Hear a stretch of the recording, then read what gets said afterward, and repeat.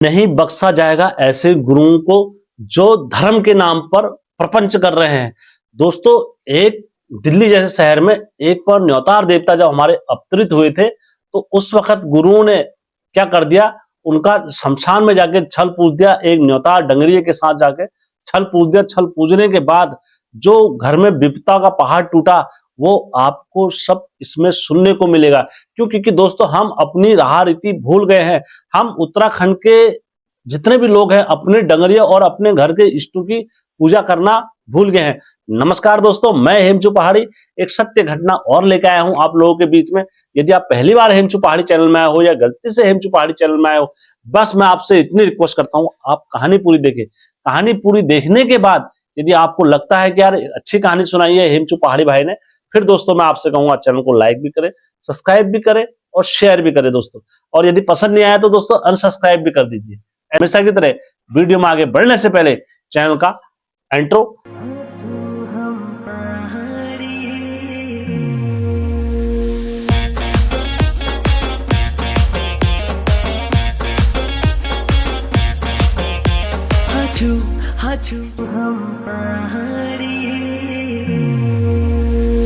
जय बिरकारा बजरंगी, हर हर हर हर हर हर हर हर हर महादेव। आप सभी भक्तों पर महादेव की कृपा और बजरंगबली का आशीर्वाद हमेशा बने रहने चाहिए दोस्तों। दोस्तों, आज की सच्ची स्टोरी में आगे बढ़ने से पहले मैं आप सभी से विनती करता हूं, गुजारिश करता हूं, रिक्वेस्ट करता हूं, यदि आप लोगों के पास भी कोई ऐसी सत्य घटना या सत्य कहानी हो तो आप लोग अवश्य हेमचू पहाड़ी के साथ साझा करें। और मेरा यकीन माने दोस्तों, मैं उस घटना को हर हमेशा सत्य समझ के ही चैनल पर अपलोड करता हूं। तो दोस्तों आइए सत्य कथा पर आगे बढ़ते हैं। ये दिल्ली से शुरू होती है और आज के समय में ये हमारे इत्तेफाक बोलो या हमारे पहाड़ की दैनिक स्थिति बोलो, हर कोई क्या सोचता है, हम तो पहाड़ से हमारा कोई मतलब ही नहीं है, हम तो प्लेन्स के वासी हैं, हमारा देख सब चीज क्या हो गया, हम प्लेन्स के वासी हो गया, हम अपने पहाड़ में नहीं पूजेंगे। अब क्या हुआ दोस्तों, ऐसी एक परिवार दिल्ली में बसा हुआ था। तो आज के समय में दोस्तों आप देख ही रहो, यूट्यूब के माध्यम पर एक से एक गुरु मिल जा रहे हैं जागर लगाते हुए और अपना प्रचार करते हुए सारी चीजों को। भले उनका ध्यान इस विषय पे नहीं है कि हमारे पर्चे कितने लग रहे हैं, हमारे लोगों को पर्चे लगा के कितना खर्चा करना पड़ रहा है, इस चीज पर कोई आपको किसी को कोई आपत्ति नहीं है दोस्तों। जब हमारा ध्यान ही अपने, पहले से बोलते थे गुरु का ध्यान काय में रहता था, भक्ति में रहता था। तो भक्ति किस लिए होती थी? भक्ति इसलिए नहीं होती थी कि अपना भला करने के लिए स्वयं, भक्ति इसलिए होती थी कि जनहित कार्य करे, लोगों का भला कर सके। ऐसे कई देव शक्तियां हैं, यदि आप पर स्वयं भगवान विष्णु की वाणी अगर अवतारित हो गई तो आप अपने के लिए कभी नहीं सोचोगे, आप दूसरों का भला करोगे। ये भाव से हमारे पहले के लोग तपस्या करते थे और जागर लगाते थे। इस भाव से मुट्ठी बंद करके जो उन्हें देते थे इस कार्य के, वो लेते थे। लेकिन आज का समय क्या हो गया है दोस्तों, परिवर्तन हो गया है। और आज के समय में दोस्तों किसी डंगरिये को यह पता नहीं है कि देवते अवतार कैसे होते हैं, किसी को यह पता नहीं है कि अपना तो अधूरा ज्ञान है और दूसरे को पूर्ण ज्ञान देने की सामर्थ्य रखते हैं। इस कारण से आज की कहानी में आपको सुनने को मिलेगा एक परिवार का कितना नुकसान हुआ। तो दोस्तों, जो दिल्ली से ऐसे शहरों में है, यूथ जनरेशन के लोग, वो हमारी उत्तराखंड की पहाड़ की राह रीति सब भूल चुके हैं। लेकिन हमारे उत्तराखंड के देवी देवता समय समय पर अपने होने का प्रमाण और स्तुत्व आज भी हर घर में देते हुए आ रहे हैं। तो दोस्तों अब क्या हुआ, इनके वहां पर शुरू में देवता अवतरित हुए किसी पर। ये एक परिवार रहता था, तो उन परिवार का नाम भी मैं बता देता हूं दोस्तों। एक ललित, अशोक, आकाश, 3 परिवार रहते थे। 3 परिवारों में जो सबसे छोटा लड़का था अशोक था। अशोक में क्या हुआ दोस्तों, वो अपने पहाड़ घूमने आया। तो जब इस साइड में घूमा तो बोला जाता जब भी 12 वर्ष में या 28 वर्ष में कोई भी अपने मूल स्थान पर आता है तो उस पर देवी देवताओं का वासा पड़ जाता है। ये दिल्ली में रहते थे, तो दिल्ली में भी बोला जाता, हमारे पहाड़ों में कहावत है 12 वर्ष में भी खूंटा अपनी जगह पर आता है। तो जब ये अशोक अपने पहाड़ गए, पहाड़ जाने के बाद बोला अपनी जैसी देवभूमि में इनने कदम रखा बोला जाता है, तो दोस्तों कहीं ना कहीं देवतों का वास हो जाता है किसी ना किसी तरीके से। तो ये अपने जब घर में आए, अब इनके घर में देवी देवताओं को इतना नहीं करा करते थे, पूजा पाठ वगैरह इतना किसी चीज पे ध्यान नहीं देते थे। तो इनने क्या करा, अपने घर में देवी देवताओं पर इन पर कंपन होने लग गई। जैसे हमारे उसमें देवता अवतार लेते हैं, तो शुरू में जैसे कपकपाट वगैरह, ये अर्रा बड़ी बोलते हैं, न्योतार देवता जब किसी पर भी आते हैं दोस्तों, तो एकदम सटीक तरीके से नहीं आते, ये सभी को पता है हमारे उत्तराखंड के लोगों को। तो अब क्या हुआ, उन पर देवता ने अवतार रखा। उनके घर में जो देवता थे वो नरसिंह देवता थे और गोलू देवता थे, माता गढ़देवी थी, तो ये इनके घर के कुल देवता वगैरह थे। जब इन पर अवतार रखा देवी देवताओं ने, तो शुरू में वो अपने उस वेग से, उस तेजपन से नहीं आ पाए। तो अब इनने क्या करा, इनने कहा यार देवता ये क्या नाच रहा, कोई भूत नाच रहा, कोई ऐसा नाच रहा होगा। तो इनने क्या बोला, इनने क्या करा दोस्तों, इनने अपने घर में, आज के समय में आप देख ही रहो यूट्यूब में एक से बढ़कर एक गुरु है, और नए नए धामी, जो नए नए घोड़े जिनने भक्ति नहीं करी है दोस्तों, कुछ ऐसे चंद लोग जो यूट्यूब में देख देख कर और विद्या जो सीख रहे हैं, मैं उनके लिए भी कहना चाहता हूं कि ये संस्कृति एक ऐसी संस्कृति है, ऐसी धरोहर है, इसका वखान करने के लिए हमें बहुत अंदर तक जाना होता है। तो ऐसी कोई देवता एक जागर में देके और किसी को गद्दी सौंप दी और वो सिद्ध गुरु बन गया, नहीं। सिद्ध गुरु बनने के लिए अपनी आत्मा से पूछो कि आपने सिद्ध काम क्या करा हुआ है। जब आपको देवता अंदर से सिद्ध होता है तो आपकी मुंह से वचन लगना और वाणी का सिद्ध होना 101% तभी काम में होता है। तो दोस्तों अब क्या हुआ, इनने अपने YouTube पर, आज के जनरेशन को देख देख के, इनने YouTube पर उन्हें याले गुरु दिख रहे, उन्हें याले गुरु दिख रहे, तो इनने क्या करा, गुरु को अपने घर में बुला दिया।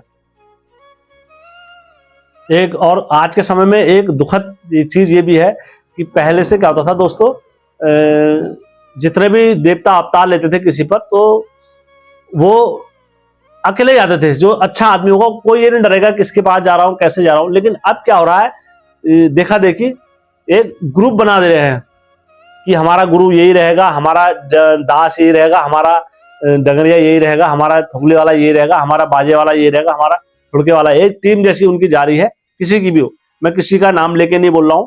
तो इनकी एक टीम जैसी जा रही है पूरी, और टीम जैसी जाने के बाद इनका तय है, किसी का छल पूजने का कितना पैसा, किसी का इसका इतना पैसा, इतना इतना पैसा।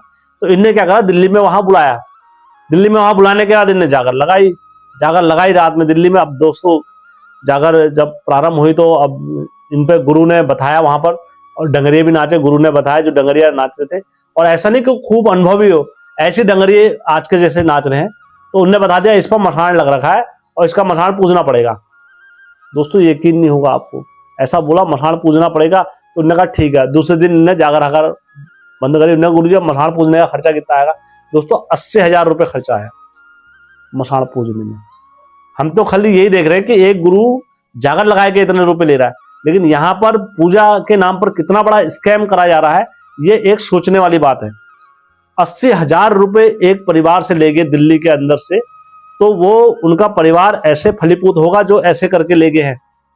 कभी उनका परिवार फलीभूत नहीं हुआ जो गुरु ने ऐसा करके ले गए हैं कि ठग कर और ये सारी चीजें करके। तो अब क्या करा दोस्तों, उनने अगले दिन देवी देवताओं पर सबको बैठाया, और सबको बैठाने के बाद परिवार को पूरा बैठाया। परिवार के सबके नाखून खुरदे, बाल करे, और बाल लिए, शरीर का एक एक बाल का टुकड़ा, बहुत सारी चीजें जो बोलते हैं, शरीर का मैल वगैरह सबका निकाल के ये ले गए।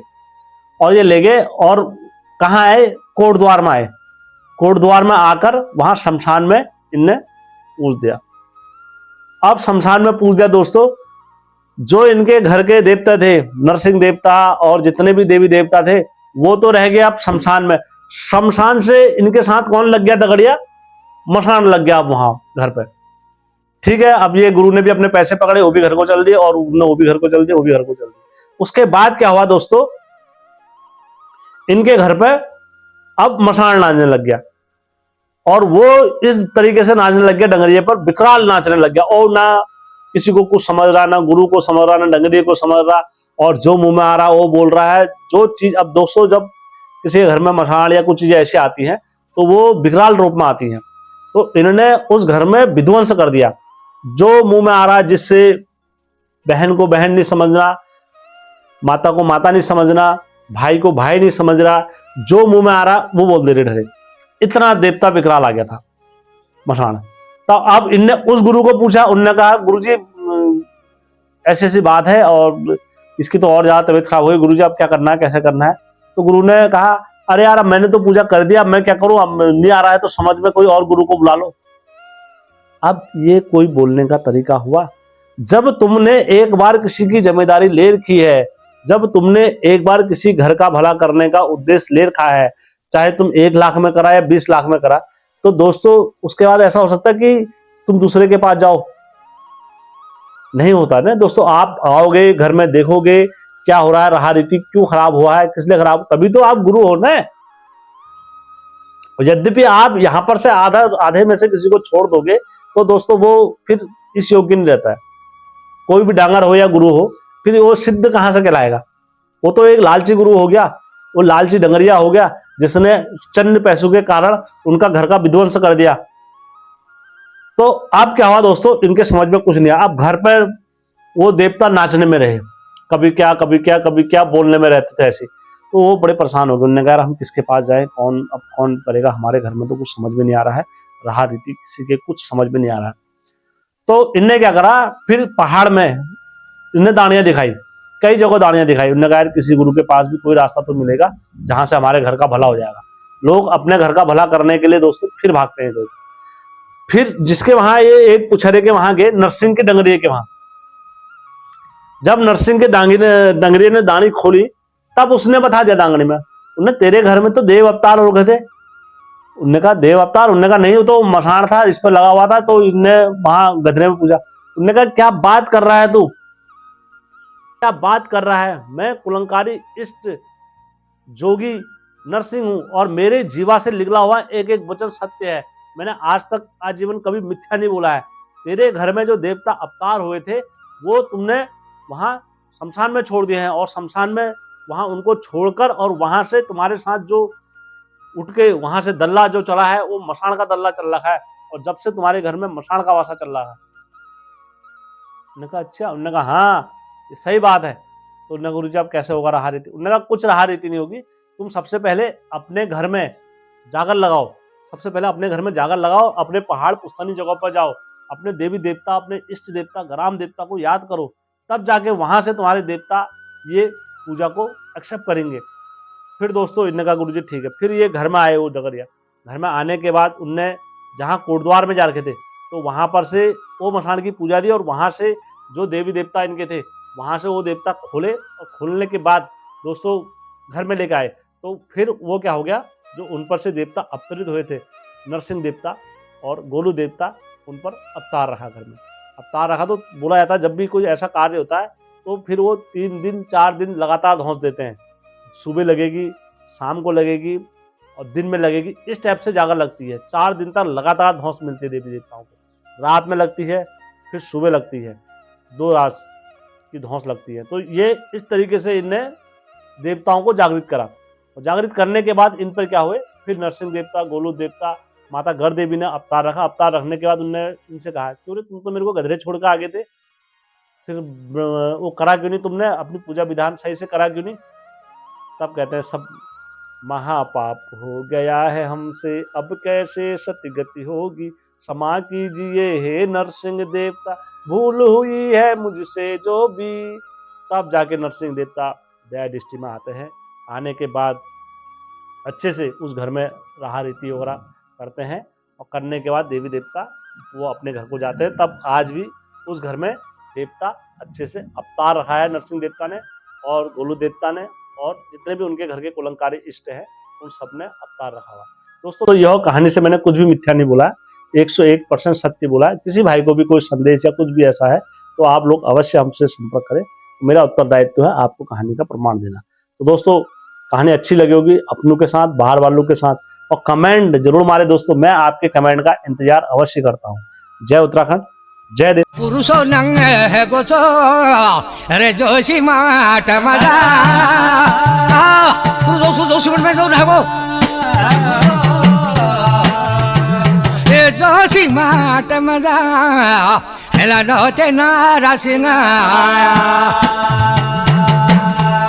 ये भैया धोरा तवली धोरा यारा तपली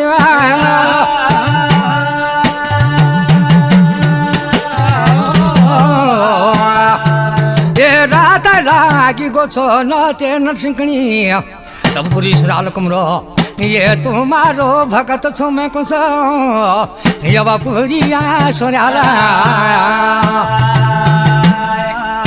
बांधे पांगड़ी गोयु जोगी मैं यो सोया खींच के ओ बरिया ए जोगी बन जो पड़ गई खींच के और मैं जो पड़ो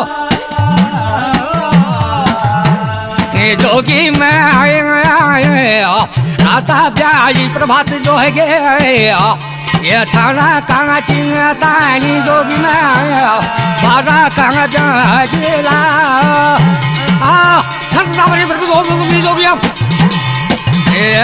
जोगी मैं संग में डांग दाना में गे था तुम लेकिन को जापा संग में डांग दाना में गे था लेकिन को जापा लेकिन वो जापन को दास में दो कर दिया संग में चाल लो तुम्हारो गोदी को गदापा ये संगे मैं चंग लो कोरियो ना को जाबा